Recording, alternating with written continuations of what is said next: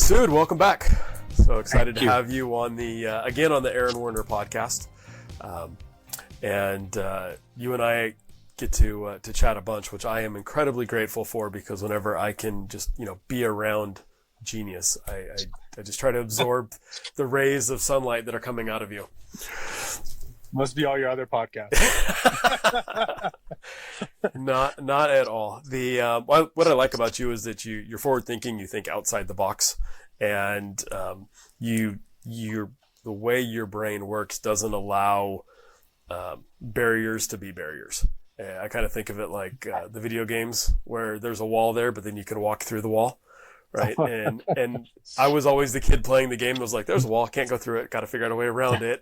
And you were like my buddies who were like, no, just if we keep pushing on the wall at one of these points, we just walk through the wall. That's and funny. It's Good impressive. Yeah. That's fun. So the reason I invited you back, and I'll have you introduce yourself real quick for those who haven't had the pleasure of meeting you yet, is we were at the Gateway tour in Southern California. That the Vision Source helps put on. You and Chris Wolf are the keynote speakers at that meeting. And you phrased this whole technology AI path adventure that we're on in a unique way. And so I wanted to explore that a little bit more, because I don't think we had the time at that meeting. There was so much going on to really dive into it. But before we get into to that part of it, introduce yourself to the world. Okay, great. Yeah. My name is Masoud Nafey.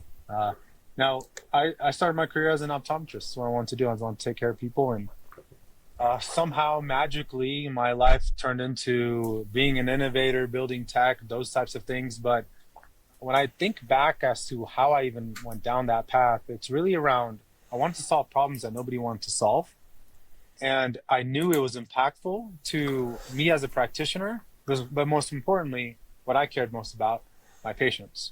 And so then I realized that, oh man, if I'm doing this, I have to do it. And so, started building out EHR, PM systems, telehealth systems way before people were ready for it. And then even dabbling in some other things. And, and I spent the last 5 years of my career building tech in outside of eye care. And I realized that I just needed to come back, and the reason actually I was motivated to go outside of eye care is because I wanted to work on bleeding edge technology, like innovation at its truest level. And so, but then I realized this was the industry, this was the career, this was the place where I earned my wings, and it gave me my wings. So I owe it to my profession, my colleagues, my industry to come back and try to help us move it forward too. So that's why I'm back too. I love it. And I love what you said, that not just solving problems, but you like to solve problems that nobody else wants to solve. Before we hit record, we were chatting about the should bird, SHOULD, that, flies around and lives in our worlds, that squawks, things should be like this, or things should be like that, or somebody should do this, right? And you're the guy. And that says, hey, if not me, then who's going to do it? And so let's tackle that seemingly bigger problem that we can't tackle, that doesn't have an answer, and you figure out how to do it. So how do you when you see a problem like that, how do you attack that problem? Oh boy. I mean, first I want to see what the problem is in its truest form. Right? A lot of times we talk about a problem, but then the real question is, and a lot of product people would agree, it's what's the real problem you're trying to solve for, and what's the true source of the issue? And then once you figure that out, you go, well, any technologist would say, of course we can solve it with technology. Yeah. It's not a matter of feasibility. It's a matter of resources, time, energy, money, those types of things, right? And so that's always the hard part. And that usually is what restricts us. And in our industry, we also have a lot of big players that don't always want to work together to do what's best for maybe the patient at the end of the day, or even the practitioners who serve those patients. And then some do, right? So it's not everybody, but then you go, all right, how do I make this a win-win-win? So that means patient, provider, and whoever that third player or entity is or entities are. That's the hard part. It's not what's the problem, here's the solution, technology can solve it. It's really about having the nuanced understanding of how to make that work in our industry, make the business model work, and you get everyone to kind of give you the keys to make it work at scale. And that's the hard part, right? Because we have to convince the practitioners. We got to make sure we show the value proposition to the patient, to the providers, to the businesses. And if all three work, you got that win-win-win, then I think it's all possible. But I always go through that model. I kind of look at all three. Mm-hmm. I don't just recommend Peak Pro to my patients. I use it daily, and so does my whole family. Honestly, it's one of those rare products my wife and daughters all love. So much so they actually fight over who stole the tea tree cleanser, the peptide cream, or even the hyaluronic acid. I had no idea this would be the case when I introduced them to the Peak Pro products. But I've learned they're a great company to work with, and their lineup covers everything from daily eyelid hygiene to deep hydration. I highly recommend checking them out. We've got a special affiliate link in the show notes, and use code Warner for 25% off. The Myopia Collective.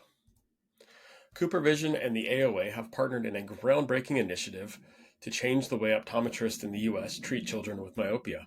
The purpose of the Myopia Collective is to rally the profession of optometry and its allies to interrupt the status quo and elevate the new standard of care for children with myopia.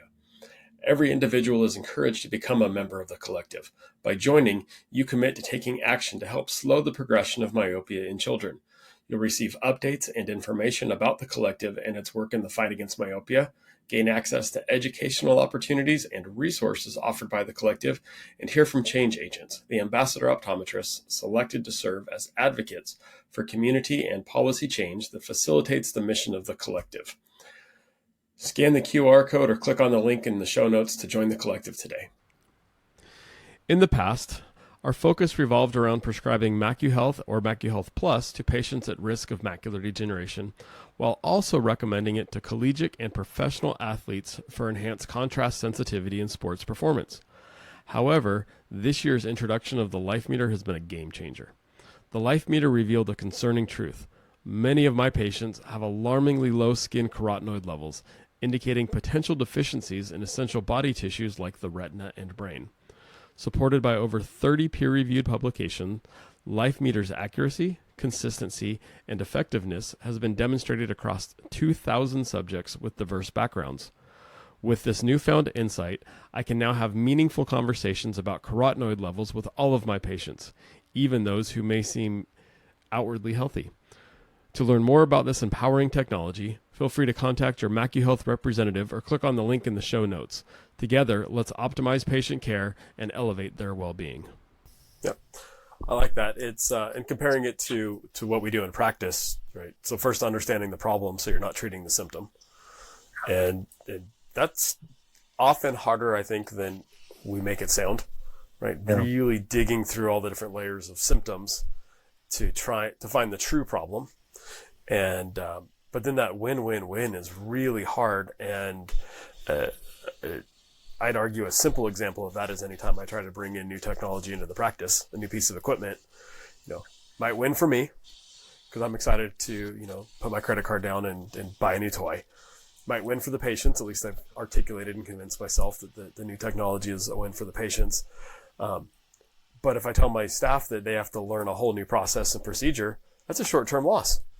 And so I've got to be able to figure out how to show the what's in it for them. Or maybe I get excited and they get excited because, we can make more profit, but now a patient has to spend more money, and it's not always a win for them. And so that triple win is, which is different than a triple bogey, but that triple win is is really tough to achieve. And I think that, if you don't think about that from the front end, it's really hard to achieve on the back end. Yeah, there's a lot of ideas that die if that's not really planned out in advance. Yep. No, very cool.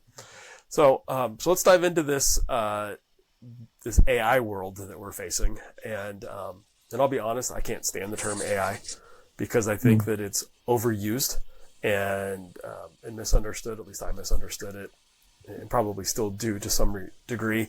But like anything new, there's a whole lot of fear. And a fear from the executive level and the professional level of now I got to learn something new and it's going to make my life harder. And can't I just keep seeing patients how I always saw them because it's worked for the last 20 years? Why can't it work for the next 20? From a staff perspective, an employee perspective, they're afraid that their jobs are all gone. Except for one who thinks they're going to just sit at home and, drink their food out of a cup and get a universal income check. This is going to be the best thing in the world, right? Machines are finally taking over and I can just sit and watch TV all day. And then there's lots of what I'll call parlor tricks with AI. Here, make an image and that person has 6 fingers, or I'm going to rewrite an email with ChatGPT, which is helpful, makes me sound nice, but it's much more than all of this. So from a just high level overview of what is AI, how do you describe it? Yeah, I mean, it's funny. It's like, well, first of all, AI is software. And it's, I think that's very important, fundamental understanding of AI. It's software. And not all technology problems can be solved by AI. So not every technology problem AI has an answer for. It could be just software can have an answer for it. So, I hear a lot of people these days, because it's a buzzword, say, I want to build an agentic solution that could do this, this, and that. My first question is, does it need to be an agentic solution? Can it just be a regular software solution? What is it about the agent that's so enticing to you? So, but I kind of digress there. When a machine can learn, reason, and problem solve, that machine is now artificially intelligent. So that's really what defines an AI platform, that it can learn, reason, and problem solve. So then the next question is, well, do I need it to learn, reason, and problem solve, or do I just need it to identify a pattern and based on the pattern, always do A, always do B, always do C? That's not AI. Software has been doing that for a long time. If you needed to go down, if it does this, go do option A, and you teach a machine to do that. But if it comes back and it doesn't work, I want you to never go down option A again and always go to option B. You have a machine that has the ability to learn, reason, and problem solve. That then is something that requires some form of machine learning. And then, of course, there's a lot of subcategories within there, but yeah, that's kind of how I explain it. So very cool. And the machine learning. So who's teaching the machine? Well, a lot of times it's the human in the loop, right? So our feedback teaches software. You think about companies like OpenAI. OpenAI has ChatGPT. ChatGPT has a free version. And the reason it has a free version, it's not free to them. Costs are not free to them. Every time we use it as the free version, they're accumulating costs and paying for it. But what do they get in return? They get learning. And their model gets more intelligent over time. And of course, the paid versions, you get the better models and the more intelligent, faster, more accurate models. And in those scenarios, they're still learning from us. So a lot of times machines learn from us. Sometimes machines learn from just kind of roadblocks that they run into. But the best experience comes from humans. So we're still a piece of it, at least for now. We've always been a piece of it. And I actually think we're going to be a piece of it for a long time. Now we're going to get to a point where these models and these, machines are as intelligent, if not more intelligent than us. And that's going to happen. But okay, then so what? Who's going to use it? It's not us. Yep. We still need to figure it out. And what I've found that, at least how I use it more lately now, is just really helping me analyze large data sets and finding insights that I probably would have found on my own, but over days worth of analyzing, not 30 seconds or a minute worth of analyzing. And what's interesting is that I found that giving it an ask really is just the beginning, that it turns into a conversation. And I politely tell the paid version of chat that I use, that it's wrong lots of times. No, that's not what I wanted. right? So maybe it was me asking the question wrong. Maybe it was it misinterpreting the wrong, but I found that it's much more of a conversation trying to refine what I'm looking for than you just go do something and bring me back the results. Is that a common For sure. way to use it? Am I using it wrong? Yeah, no, that's perfect. That's usually how, and honestly, the best form of these tools are going to be the conversational ways of using it, right? Like my normal natural language, and you respond in a normal natural way that I can understand. That's how technology adoption increases with the use of AI. But that's also your comment led to this point. Prompts need to be engineered in a certain way to get the actual outcome you want or output that you want right the first time.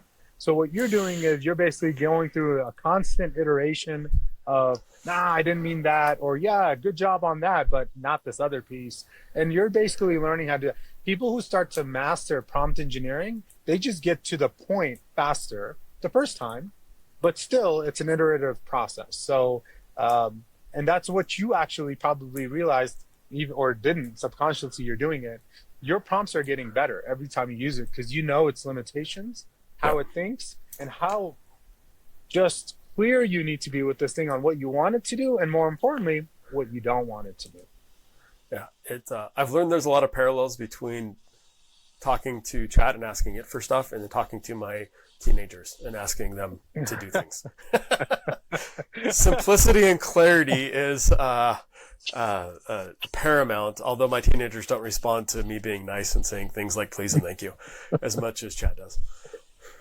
That's funny. Yeah. It's I always say this, and you've heard me talk, and I go, talk to it like it's a baby, because as simple and clear as you can be, the more likely it'll understand what you're trying to get at. Yep. I've also found too that I need to know where I want to go when I'm driving this. If we just get in and start playing, sometimes it'll take me places that just are rabbit holes that might be fun, but I get zero value out of it. That I ultimately have to have a question that needs answering, or a destination we're trying to go together. Yeah, absolutely. So so what was really interesting during your presentation is you started talking about what jobs, so not people, because people are valuable, but what jobs and what roles are going to be affected by AI and which ones are not. And you put it in a way that just made it super simple. And because I've heard lots of other people talk about it and challenge, whether this person's role is at risk or not, or how it's going to be affected. And you pretty much summed it down to one simple question. So I'm going to let you kind of share that, how you view, whether my job's at risk or not with AI, at least today. Well, everything I speak about, I've learned somewhere else.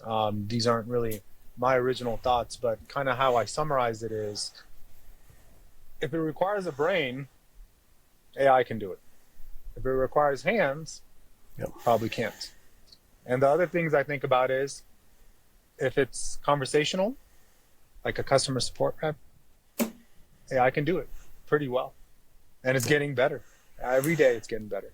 And, if it requires human to human, AI can't do it. And that's just really kind of how I break it down. Thank goodness we have hands at work. Thank goodness we're a human being. It can never be a human being. It's a soulless machine. We can do those things, and we can have and relate at a level. AI can solve problems for us, and it's really good at solving one task at a time. And if it does that, that's really helpful for us. Like you said, or something that would have taken you forever just took you seconds, and you got what you need. You are taking those data pieces or the learnings from that, and you're applying it to this complex brain that you have that applies all these other factors too, brings it all together and makes a decision. That's you. AI is really good at doing maybe all of those things separately today. And then you need something even more complex, a super complex machine that can bring all of those insights and then bring it together, marry it, boom, and then come up with an answer. But that's why all of us who have those tools and have the ability to use those tools at our discretion, we're going to be much more advanced than our same counterpart that doesn't have the ability to use those tools. Yep. And I love that visual of, can you touch, like, what do you need your hands for? Can you touch somebody? I can't do an exam without touching somebody. You can't. And there's lots of really cool innovations that can do a virtual refraction. That the slit lamps can take recordings of things, but they're just not the same as that physical exam that I think is important. And it's certainly, from a doctor-patient relationship, there's a big difference between an empathy that comes from a speaker and an empathy that comes from a hand on the shoulder when you're talking to someone. Well, you nailed it right there, right? It's the empathetic piece, the thing that requires human to human. Now, when I think about what we were taught in optometry school, Aaron, was we were taught, here's how we collect data. Then after we collect the data, which is a lot of our time is spent on that, here's how we analyze it. Here's how we diagnose and create treatment plans from it. Yep. And here's how we communicate it to our patient, which was actually a critical part of what makes good doctors, bad doctors, yep. Right? So then we go, okay, we've been taught all of that. Do we really enjoy every piece of that? Let's be honest, we do not. Would we rather be the empathetic doctors that we want to be and let data collection happen elsewhere? Sure. As long as it takes care of our patient, because that's what we really care about. Yep. So I believe whether it's physical or it's digital, right? And there's a lot of things that are phygital now. It's actually a term, right? Physical and digital. So it doesn't matter as long as we get the right results and ultimately I communicate it to my patient. Mm-hmm. If we think about it, why do we go to our doctors today? Even us, we're patients too. We're not going because of, it could be subjective. But I will say one thing that we're all looking for is a human being that we trust, yep. that could tell me what's really going on with the problem that I came to his or her door with. And that's it. Everything else that happens, it's fine. But there's a human being in that room that I know I trust. And whatever he or she tells me, I will take that and I will do something with that. That's actually our sustainable competitive advantage as doctors. Yep. That relationship that AI can never take away from us. The generations of family members that we have seen, all of those things, everything else, as much as we like to believe, that can't be replaced, that's this, that's that. Whether it is the slit lamp or the refraction, all that, everything there will be an answer for all of that. But there will never be an answer for what I just mentioned. Nope, not at all. And it reminds me of a conversation I have early. I get fourth-year students that rotate through the practice, yep. and I tell them that their entire time in school, they've been taught 1 + 1 = 2. And 1 + 1 + 1 = 3, because that's how we have to test. You can't throw in other variables. I said, however, in the real world, you never get 1 + 1 + 1 = 3. You get 1 + 1 plus all sorts of craziness, and you've got to figure out the answer that you can't tell. And they look at me like I've got 3 heads, and I say, hey, open angle glaucoma patient, recently diagnosed, you're going to put them on a prostaglandin analog, right? And they go, yeah. I said, okay, what happens if they don't have hands? What happens if they've had a stroke and now they don't have dexterity, right? What happens if That's right. They go, well, I sent them for surgery. Great. They have huge anxiety to being in an OR, right? And because they lost somebody, and there's all these other factors that you can't put on a standardized test because humans aren't standardized. You've got to figure out these other, that's the problem you have to figure out. Those are the unique factors. And if I can have something help me analyze and collect the data on the standard parts, mm-hmm. now I can spend more time focusing on the human in front of me. Ideally, the overall interaction is less time, but my time being a doctor, being a human with another human is increased. I think I become a better doctor. No doubt you will. No doubt. And you know what? AI and all of these tools, technology in general, they're going to give us all the pieces to the puzzle, and we're the only ones that can see the full picture. Yep. I also want something to help me right before lunch and in that 5:45 patient, right? When I'm ready to be done, so I consistently give that my full attention that I need to. Because again, I'm human, right? And so as much as I can standardize the data collection and the analysis, again, the better care I can give, because I don't have to spend brain cells focusing on that part. I can spend the energy focusing on the individual I have in front of me. And that energy, we just talked about an example of one patient. Yep. Think about what happens to that energy at the end of your day. Oh, I know exactly what happens to it. Yeah. This idea of, you think of, this decision-making fatigue, this analyzing fatigue, all these things. If we can do less of that and just do more of handholding that patient and taking care of them to the best of our ability, we'll be able to actually sustain it for a longer period of time for the day. Now add that to your week. Now add that to your month and years as a professional. That's not enticing to you? No, it's last time I went to a museum, and it dawned on me that the coolest person in the museum was the curator who was giving us the tour. They themselves didn't make a single piece of the art, but they gave us the experience that none of the artists gave us. Incredible.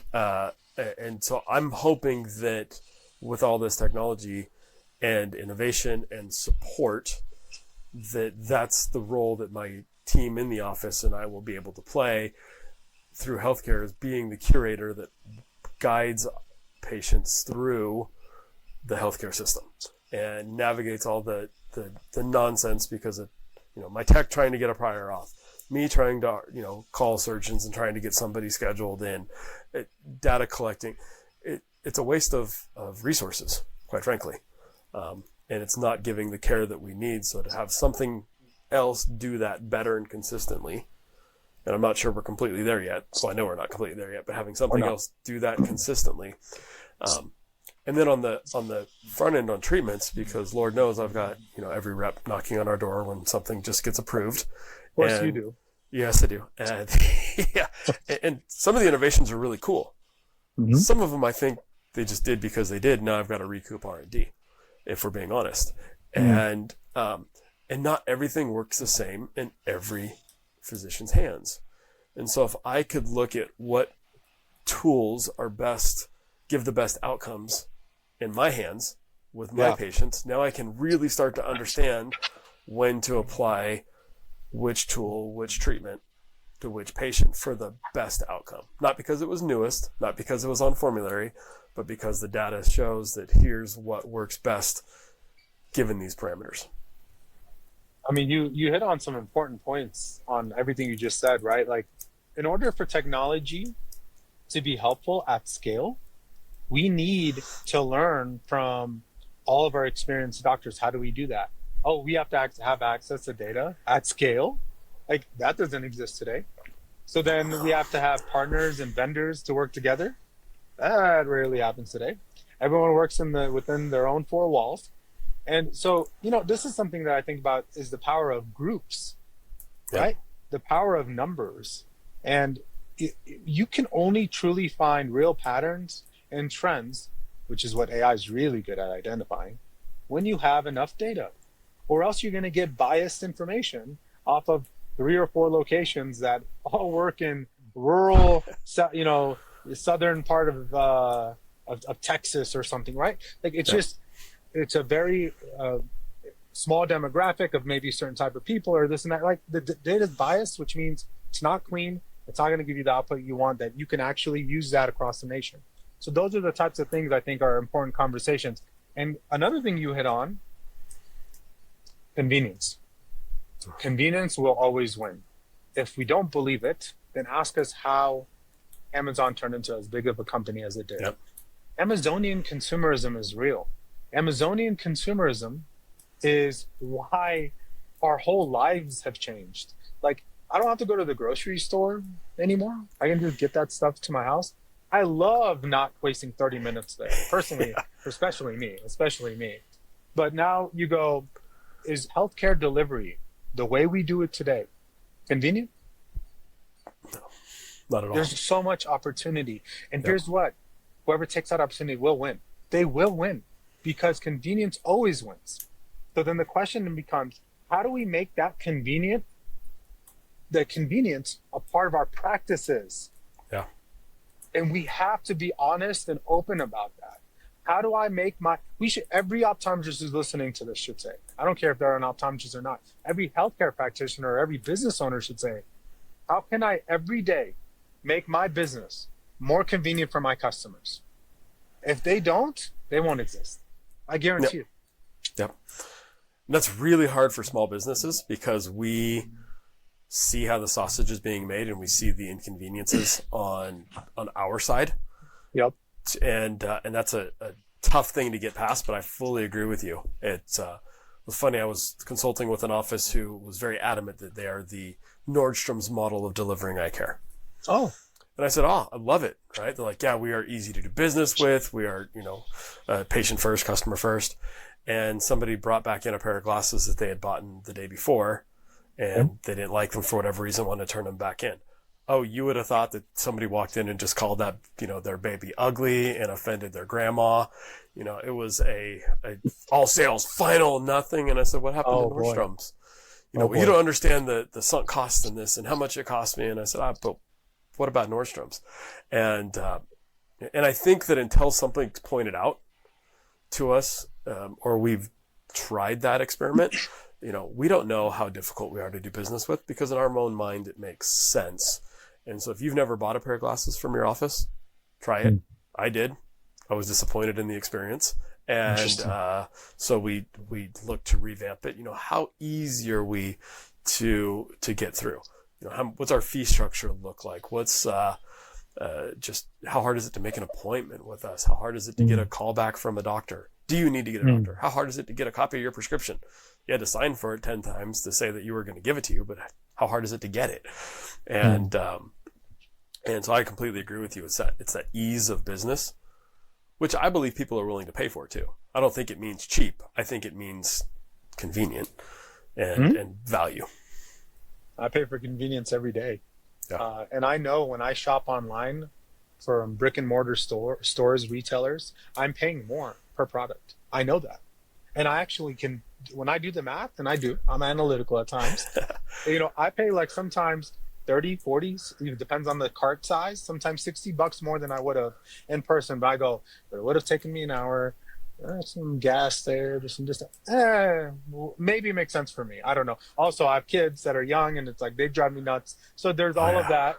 So then I go, all right, it's worth it. Now, every person has a right to make that decision for themselves. So does every patient. And there will be patients who make the convenient decision every day because they lead busy lives or they have a lot going on in their life or they're just unwell. Hello, we're in healthcare. Yeah. So that's super important too. And I think, yes, as a small business owner, you hit another important point. Do we have all the resources to be able to compete with businesses 10x our size? And the answer is a lot of times no.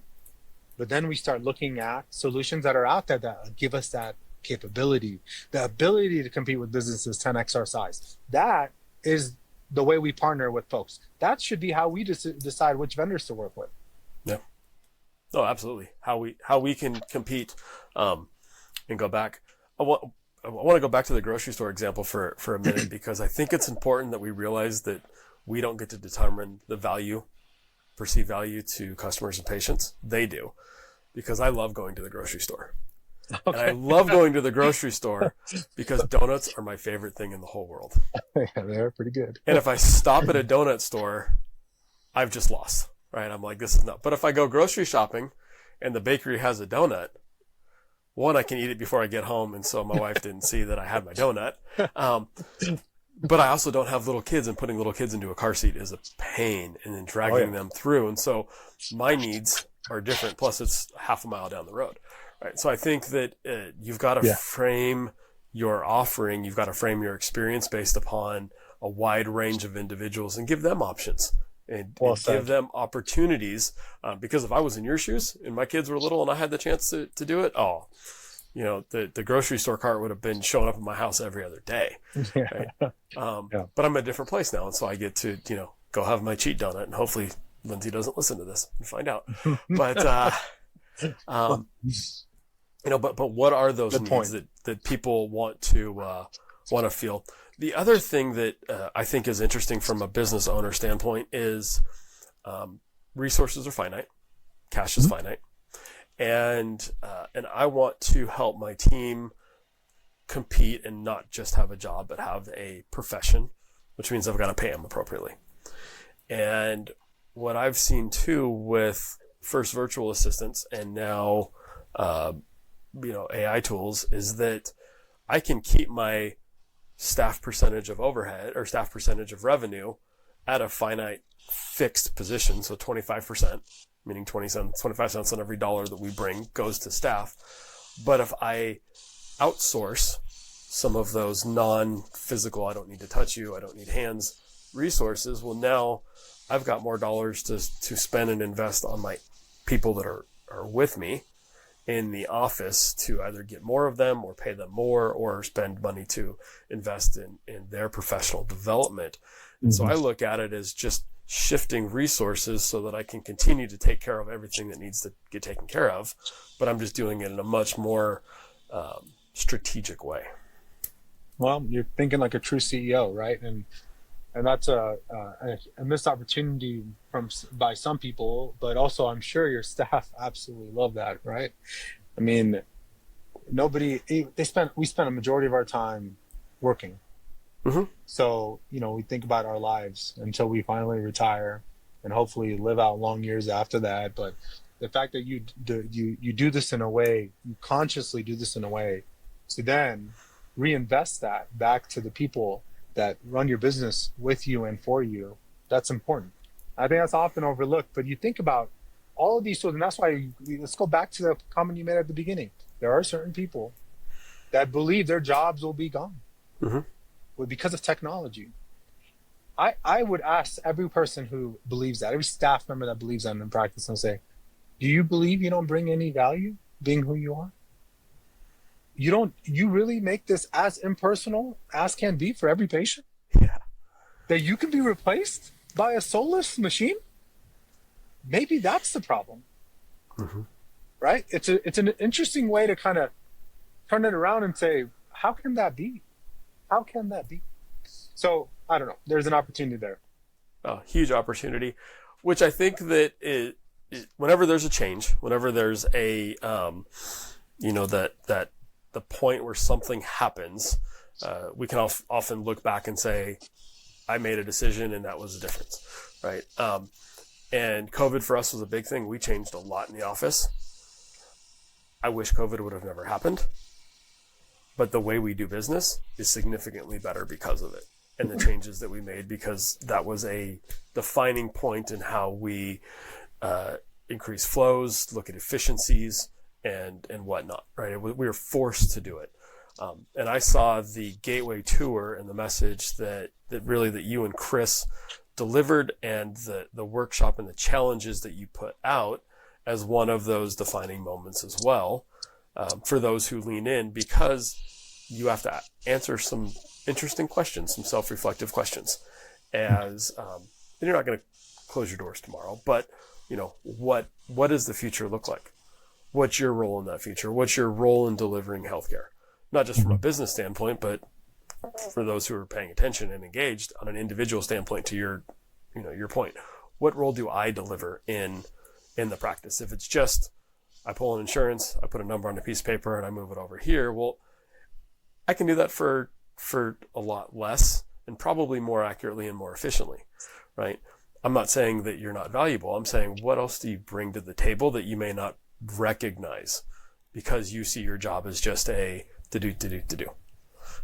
What are you doing instead? How are you taking that patient through the practice? How are you welcoming them in? How are you providing a different experience?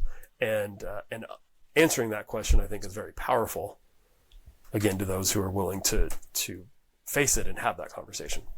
Yeah. Self-reflection is always the key, which is actually, when we do those workshops and we start having folks who've never used maybe some of these large language models or these tools, and one of the things we put them through is an exercise that says, hey, why won't you go see what AI says about your practice?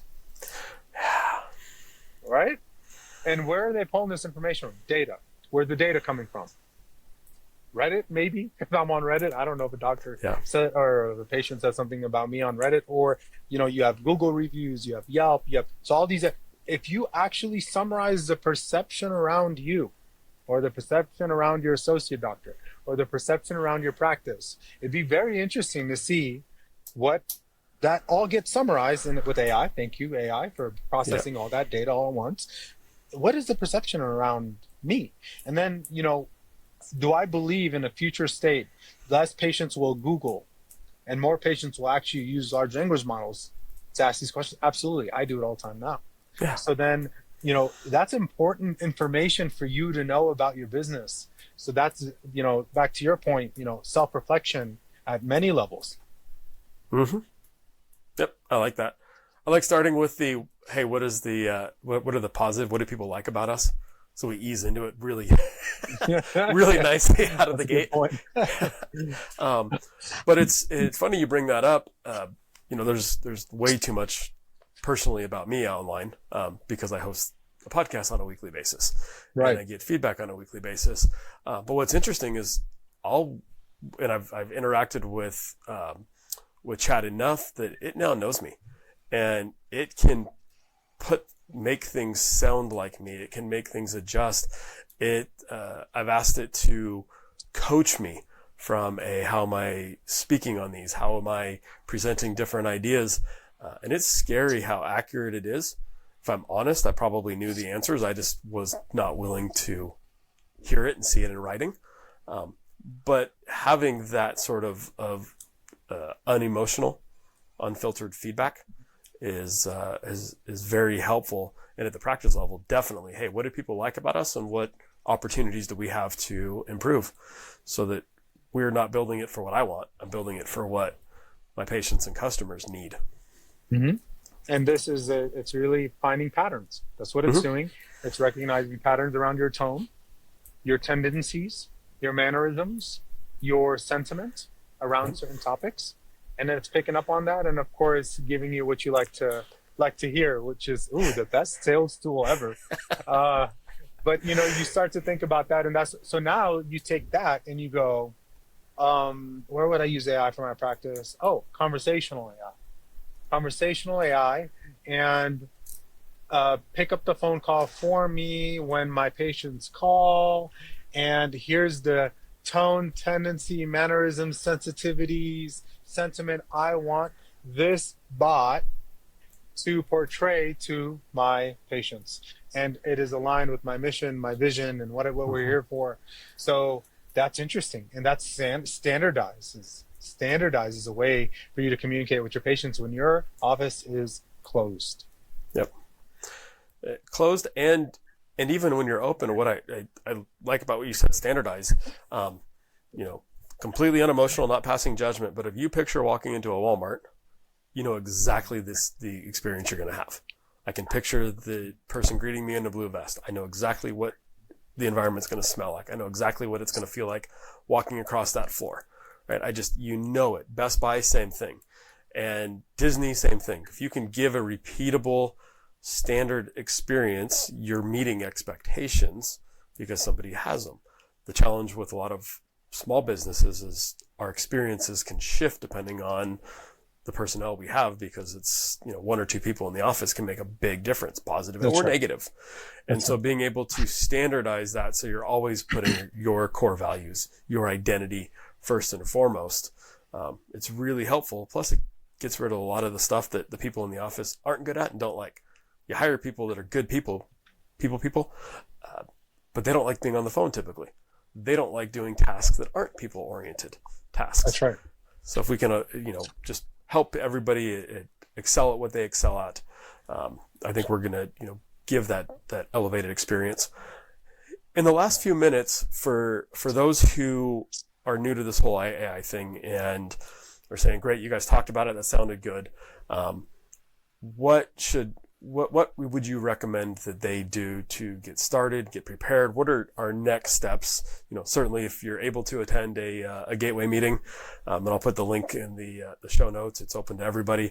But if you can attend that, great. But what advice do you give people on just how to start into this world? I say start dabbling, doing a little bit of something, right? I think about one of the reasons people don't get started with tools that are accessible to them, like literally. ChatGPT's free, Gemini's free, you have Claude, that's free. They have free versions. You don't have to do the paid version. Paid version's worth it if you use it regularly. $20 a month is the standard cost across the platforms. But I tell people, start dabbling because you don't have to be an expert to start using it. And I think fear is often driven from ignorance. You just don't know. So you kind of just are scared of it. If you start dabbling, you will find, and this is what happens with, and I'm proud of this, is everyone who comes to these Gateway Tour meetings, they walk away and they go, okay, it's really not that scary. No, it's not. You know what its capabilities are. You know where its limitations are.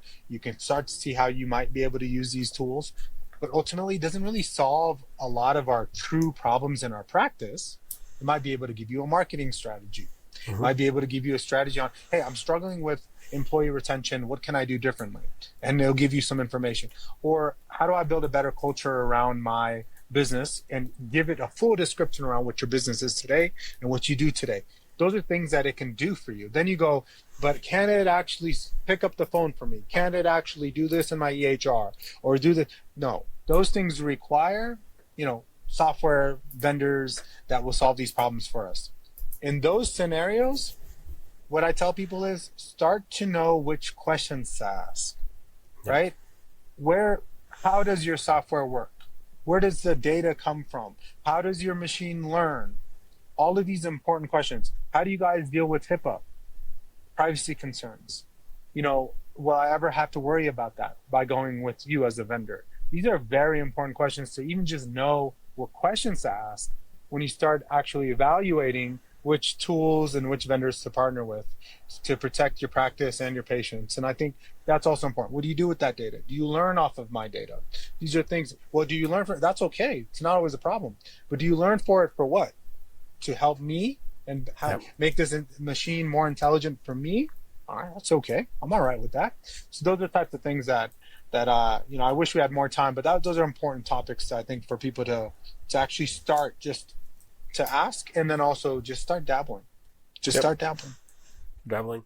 And I would add one more is just share your experience. You mentioned community earlier on, and none of us are going to be able to know everything, but you'll find something that I don't. I'll find something that you don't. I'll run into a problem that you may have come across, or you'll help me solve because you're looking at it from a different perspective.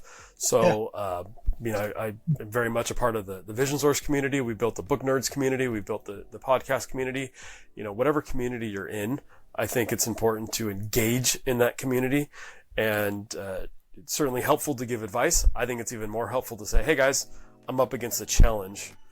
Can you help me? Because especially in the optometric community, we're trained to fix problems.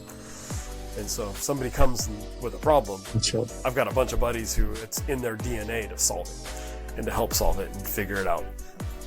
That's right. Beautiful. Yep. Awesome. Well, Masoud, I have no doubt that we'll bring you back. Certainly, there's lots of conversation around here. So as long as you're willing to make time for us, we more than appreciate it. It's an honor and privilege every time. Thank you. Thank you.